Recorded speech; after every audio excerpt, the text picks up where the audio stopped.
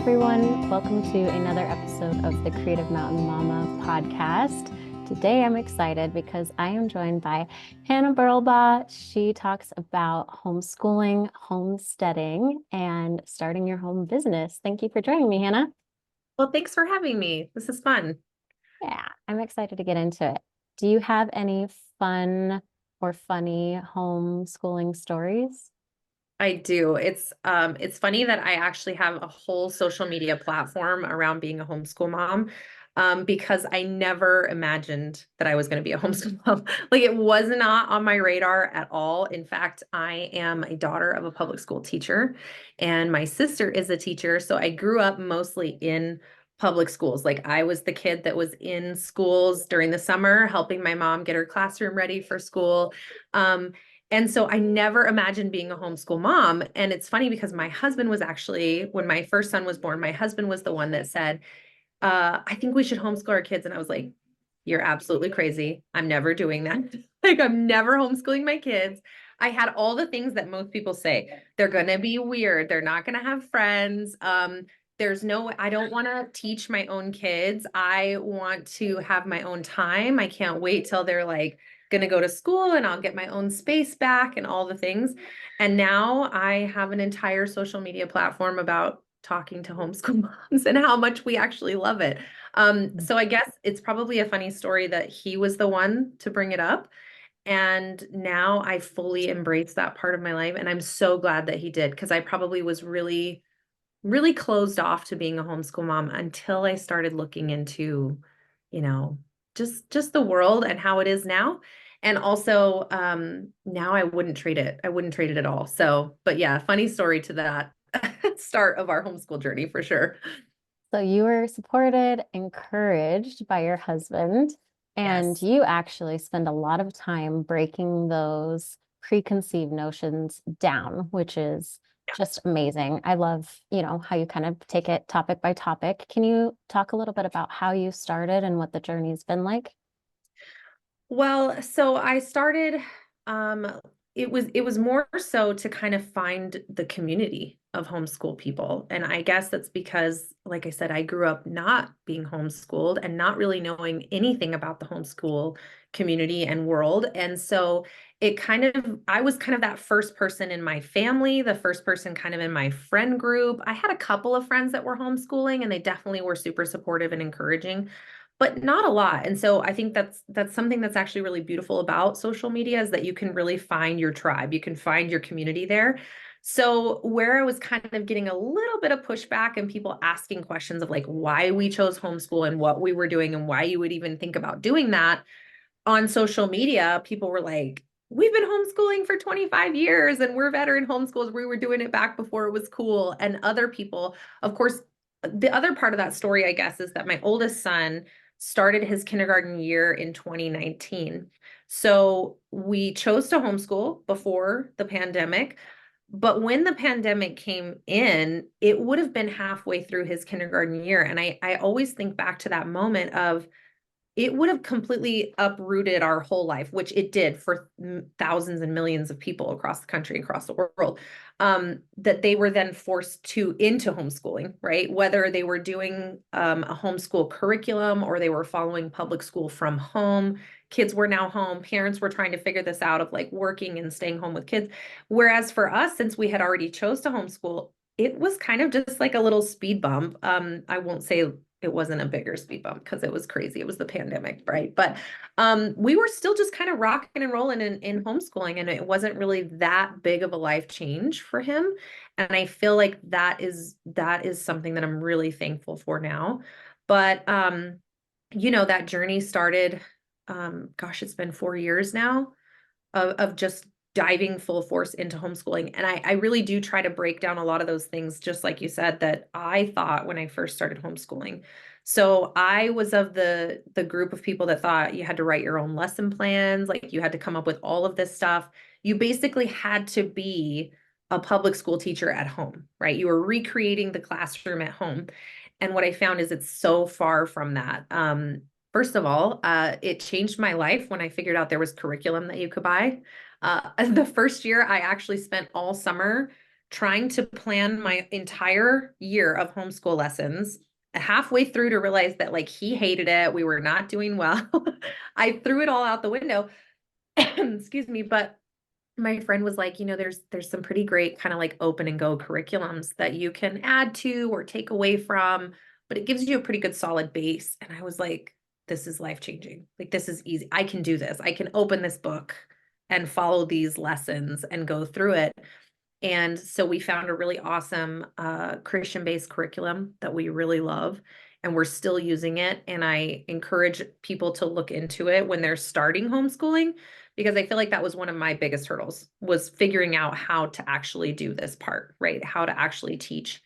Um, but yeah, I mean, there's so many other things that I've learned along the way. Like, it doesn't have to look like public school, it doesn't have to be 7, 8 hours a day. In fact, we do school in probably 2 hours or less, and he's 9 and I have 3 other kids. So it's kind of chaotic, but it's still a very small portion of our day. And then my kids spend tons of time outside and exploring and adventuring and imagination, which I feel like they're learning so much more doing those things than what they can learn from a book anyway. So yeah, it's been a full circle type journey for us, that's for sure. Absolutely. And it sounds like you are that person. You're following in the footsteps to a certain extent, but you are paving the way for others to follow. So when I Yeah. found you, I was super just, I felt well directed. I felt, I can do this. And I Yeah. hadn't quite felt that sure about it before. Yeah. Could you name the curriculum that you go with and how to find it? Yeah. Yeah. So we use My Father's World, and there's two that I really recommend if people are looking for a Christian-based curriculum, and it's My Father's World and The Good and the Beautiful. Those are definitely my top two. I will say that just personally, I think My Father's World's a bit easier to follow from the teacher parent side. It really is kind of an open and go. You don't need a whole lot of extras with it. It'll even give you kind of some tips on like what to have in your home if you need some extra little like art supplies or science things, right? It kind of gives you a heads up so that you know to plan for that for your week. But it is kind of a full curriculum all in one. And that really just took a lot of pressure off of me and stress that I could just buy it all in one piece, right? Like, I didn't have to pick and choose. I will say that there's a lot of people in the homeschool community that do that. They kind of go to different curriculums, and that is totally amazing. And I love that there's that flexibility and you get to control that. So, like, some people really like math from this one and language arts from that one. And I think as you get going in your journey, that is a little easier to do. But when you first start, it's kind of nice to just have it all in one. With My Father's World, you don't have to buy it all. You can definitely pick and choose things too if you just want to kind of start small and then add up from there. But I really liked that they had that option, that it was like all together. And it, like I said, it made it way less stressful for me to just purchase all of it in one thing. So yeah. Sure. So once you're able to find that kind of plug and play curriculum you're able to now run, was there anything that surprised you that you would, you know, do differently or make a recommendation to not have that happen? Yeah, so it's funny that you asked that question, because my daughter now, my second oldest, is doing school. She's in her first grade year. So we've done 2 years now of two different kids in two different age categories. And I think that that also makes people nervous. Like, how are you going to teach different kids in different levels? And I do like that My Father's World, they actually kind of know that that's going to happen, right? Because you have a family, and typically most people have 2 kids or more. And so their curriculums kind of mirror each other, as far as they'll kind of talk about the same topics, but then in some of the books you'll actually see, grade 4 and above would do this. So it kind of gives you an extra thing maybe for the older kids, but it simplifies it down for the little kids. So if there's a piece of advice or something that I felt like was kind of a bit of a hurdle, was being nervous about trying to teach two different age groups. And eventually I'm going to be teaching 4 because I have 4 kids. So it'll be a lot. But I do think that there's ways to do it where I've started to realize that you can really teach kids, even at all different ages, kind of the same things You just simplify it for the little kids and then go more in depth as they get older. Even I feel like into like middle school and high school, they really could kind of be learning the same stuff. It's just that you're giving them extra challenges and more things along the way. So that's definitely something that I didn't expect. I mean, I guess I thought about it in the back of my mind when she was coming up to kindergarten. I was like, how am I going to do this? And then realized that it was going to kind of like, you could really kind of seamlessly put them together and teach at the same times. And there's also times that, you know, I sit down one-on-one with each of them while the other one does kind of some independent work that they can do on their own. So we typically do it that way. Amazing. Take me through a day in the life. You said a couple hours are devoted to education. What is like morning to evening? How do you plan it out? Yeah, so another really cool thing about homeschooling is that you get to create your own schedule, right? And I actually have a lot of friends that are really incredible and work outside of the home, and they pick their homeschool times, you know, in the evenings when they get home or on the weekends. You can be really flexible and make it fit to your life, which is really, really amazing. Like it doesn't need to be done at 8 o'clock in the morning. It doesn't need to go till 3 p.m. You could really homeschool anywhere, anytime, which we've done before also. We've kind of packed up some of our stuff and gone hunting for a couple of weeks and done homeschool in the woods from our camper. So, but a typical day for us, I get up pretty early and work out before everybody else wakes up. It's kind of my me time as a homeschool mom.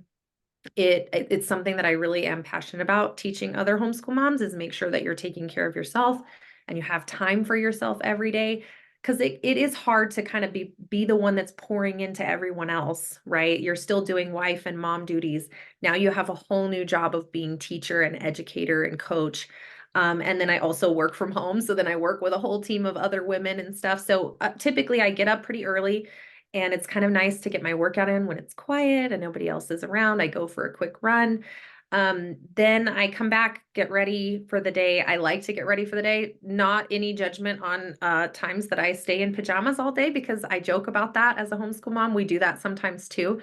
But I like to get up and kind of get dressed. It kind of sets the stage for my day and just makes me feel better. And then I'm kind of ready for anything, right? Like ready for a meeting, ready to go into town, whatever.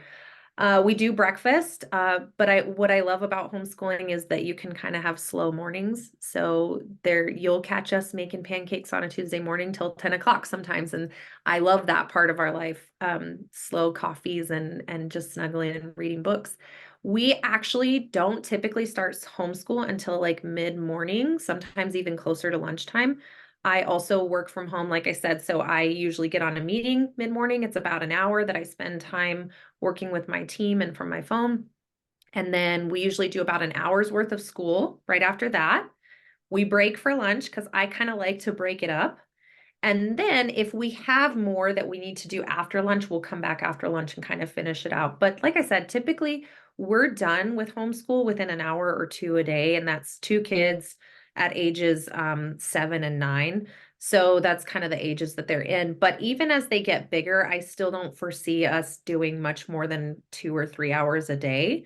And as they get bigger, they're a little bit more independently led also. So afternoons are kind of when I really try to put my phone away and just spend time with my kids, whether we're playing or we're planting gardens or we're just being outside and doing our things or cleaning up the house.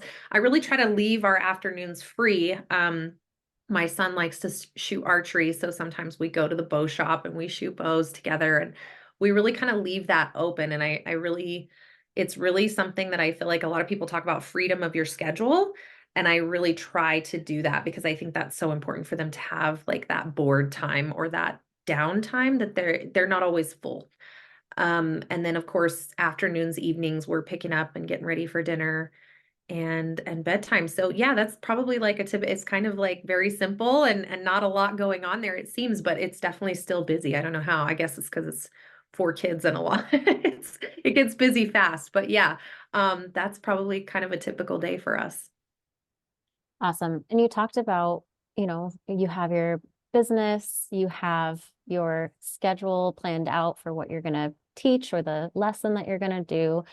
Is there any one thing that you'd recommend starting for moms that are young in their motherhood? Yeah, well, we kind of cycle through things, and it's probably seasonal for us, right? So, but there are some really fun things that I think that you could kind of create because kids really like routine and structure.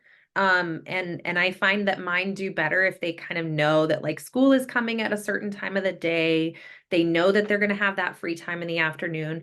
But we've cycled through some things, and sometimes they're really into something. And I highly encourage homeschool moms to like dive into what your kids are into, right? So if you have a little boy that just loves dinosaurs and he gets his dinosaurs out and plays with them, go into that with homeschool with him. Like go to the library, check out all the dinosaur books.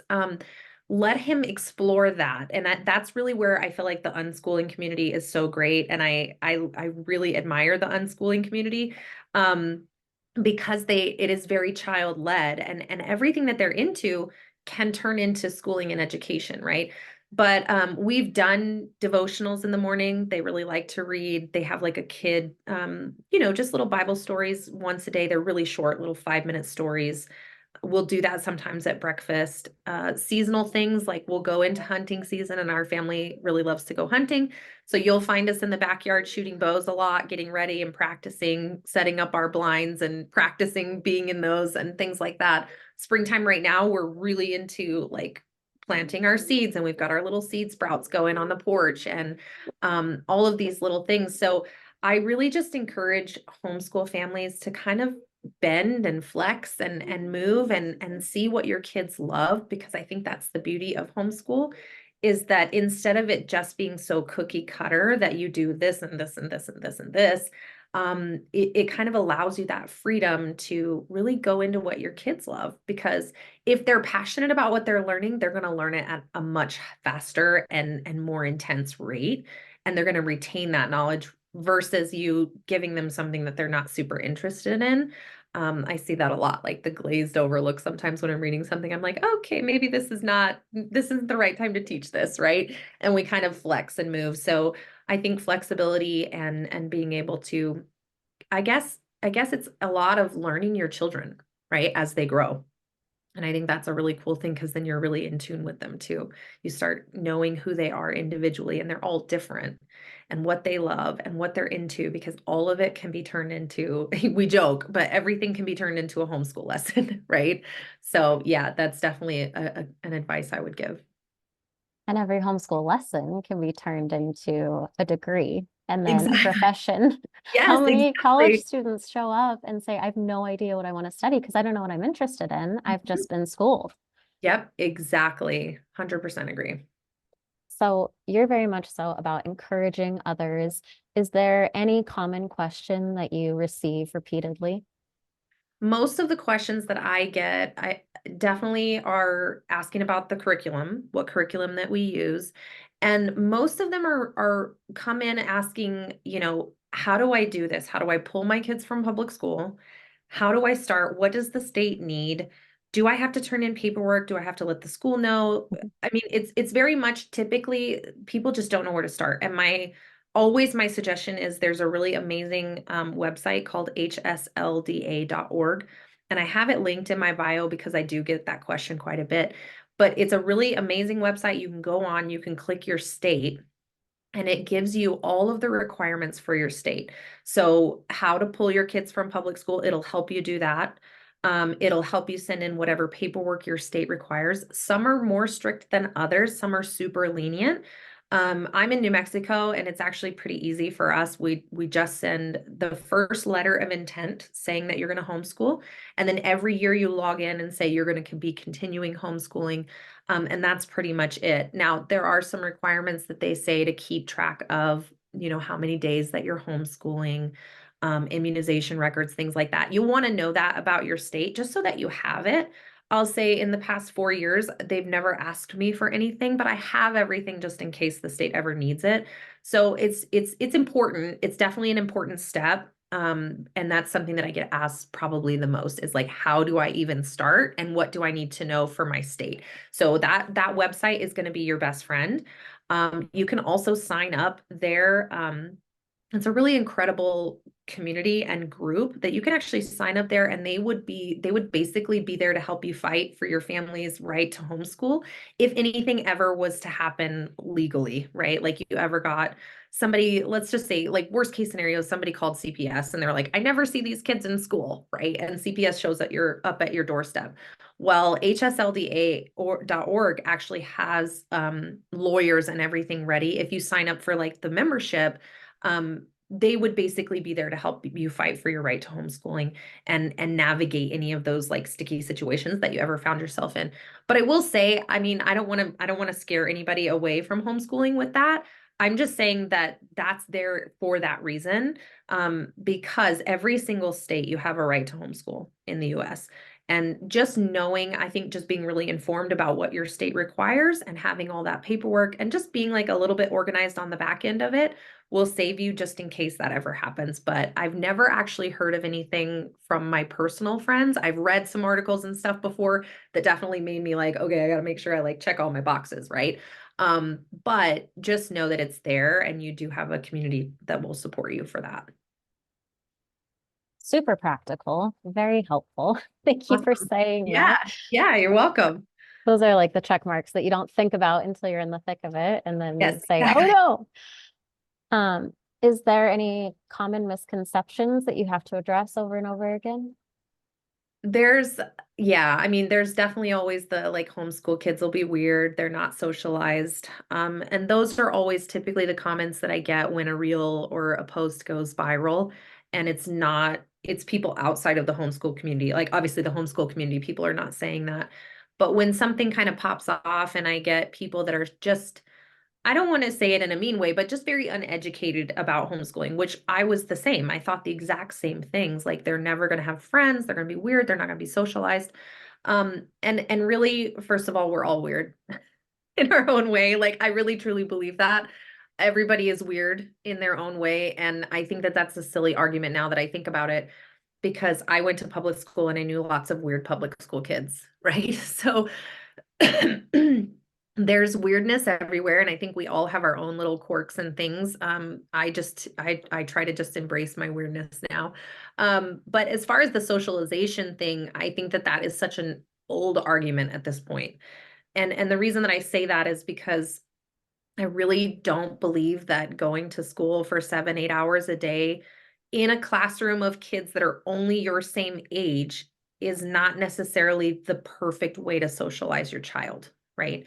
And in fact, I'll go even a step further and kind of maybe open the minds of some people that haven't thought about this, but where else in your life would you actually be in a room with only people your same age, like the exact same age? It never happens. So in reality, I would actually push back and say that public school is a very closed off version of socialization. I don't think that it is a good representation of what real life, that's what people like to say, real, what are they going to do in the real life? Well, real life is rooms full of people that are multiple different ages from different ethnicities and races and religions and backgrounds and cultures. And that's really where I feel like the homeschool community actually embraces that more so. And in that they're trying to get their kids to have worldly experience. So just really simply, I think that there's so many other places to socialize. So, and most homeschoolers are in multiple extracurricular activities, right? They go to church, they have church groups, they do 4-H, they do sports, which a lot of people are like, wait, they do sports? Yep. Homeschool kids can actually even participate in some states in public school sports. So you're going to find homeschoolers everywhere. And I really truly believe that the socialization that they get in all of these different areas is really what makes a more well-rounded adult, in my opinion. We were just talking about this the other day too, because my husband and I were like, wow, to think about the fact that our two older kids right now would be going off to school all day, they wouldn't really have the same relationship that they have with their younger siblings right now. Right? Like my 4 and 1 year old, they'd be home with me and the two older kids, we'd be separated. Right? And then I also thought, wow. And the other thing was we have 2 boys and 2 girls and they all just play. And I thought, wow, public school actually really creates boys and girls that kind of against each other very early on. And I thought, wow, that I see my kids when my kids go into groups of kids to play, they're not necessarily looking for girls or looking for boys. They're just playing with whatever kids are there. And I've noticed that my kids will play with teenagers and babies and who they're really not afraid because they're just so used to not having that be a deal, right? Like not having that be a thing. So those are definitely two of probably the most common misconceptions I get, which is socialization and okay, stop. Do you Sorry. need a pause? No, you're good. I got it. Sorry. But yeah, those are definitely two of the common misconceptions that I get the most. So there are good times, there are definitely good things that come from what you're doing. What is there any Bible verse or something that you lean on in your faith that gets you through the challenging days?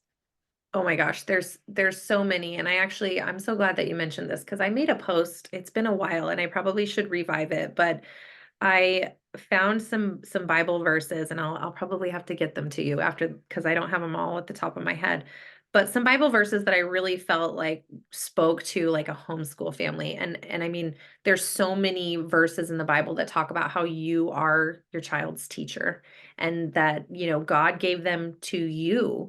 And I really think that that is something that homeschool families just on the bad days, because I'm not going to sugarcoat, it's not always rainbows and unicorns, and we're not always, having these wonderful art activities that we're all so happy and everything's going great. I mean, there's days honestly that I close the books and I'm like, we're done. We're gonna just take a break. Maybe everybody just needs a pause, and that's okay too. I also think that's important to find that boundary and know that they're kids. We don't all have good days.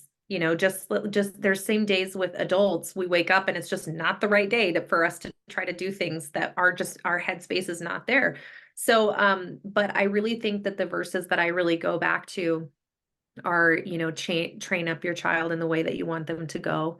And that one's definitely the one that pops out in my mind the most, but I have more and I'll get them to you. But I really, truly, and honestly do believe that homeschooling is in a sense biblical, and it is for us and our family because you are their teacher, and God says that, you are their teacher. You should train them.